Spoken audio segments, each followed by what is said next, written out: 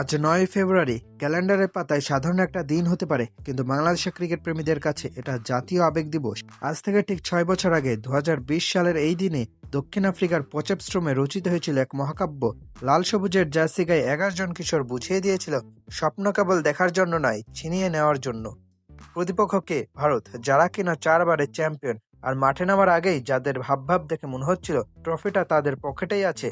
কিন্তু তারা হয়তো জানতো না আকবর আলীর পকেট সেদিন অন্য কোনো প্ল্যান ছিল।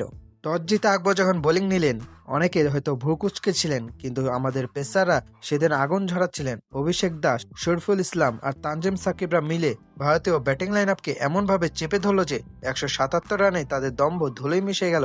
জয়সওয়াল একা লড়লেন ঠিকই, কিন্তু বাকিরা যেন মেলায় ঘুরতে এসেছিলেন। ১৭৮ রানের লক্ষ্য মনে হচ্ছিল ডাল ভাত, কিন্তু রবি বিষ্ণু নামের এক জাদুকর এসে সব ওলট পালট করে দিলেন। ১০২ রানে ৬ উইকেট নেই, গ্যালারিতে তখন শ্মশানের নীরবতা। ঠিক তখনই ক্রিজে এলেন দ্য হিরো আকবর আলী। পাশে পেলেন পারভেজ হোসেন ইমনকে, যিনি কিনা পায়ের পেশিতে টান নিয়েও এক পা খুঁড়িয়ে খুঁড়িয়ে লড়ছিলেন। আকবরের এক একটা ডিফেন্স তখন আমাদের হৃৎস্পন্দন থামিয়ে দিচ্ছিল। ভারতীয় বোলাররা স্লেজিং করছিল, চোখ রাঙাচ্ছিল, কিন্তু আমাদের আকবর ভাই, তিনি তো তখন হিমালয়ের মতো শান্ত। তার এক একটা রান তখন মনে হচ্ছিল বিশ্বজয়ের এক একটা সিঁড়ি। বৃষ্টি এলো, টার্গেট কমলো, শেষমেশ সমীকরণ দাঁড়ালো ৭ বলে ৭ রান। রাকিবুল হাসান স্ট্রাইকে, সুশান্ত মিশ্রর বলটাকে যখন রাকিবুল লেগ সাইডে ঠেলে দিয়ে দৌড় শুরু করলেন, উফ, সেই মুহূর্ত! বল বাউন্ডারি পার হওয়ার আগেই পুরো বাংলাদেশ দল মাঠে, ভারতের দাম্ভিকতা ভেঙে চুরমার।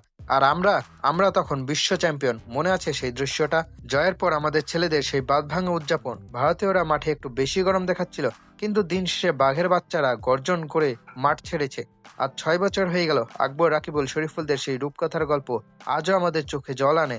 আইসিসির কোনো বৈশ্বিক আসরে আমাদের প্রথম সোনা জয়। অনেক কৃতজ্ঞতা সেই বীরদের প্রতি, যারা আমাদের বুক ফুলিয়ে গর্ব করার সুযোগ করে দিয়েছিলেন। প্রিয় বাংলাদেশ, তোমার এই জয় অক্ষয় হোক।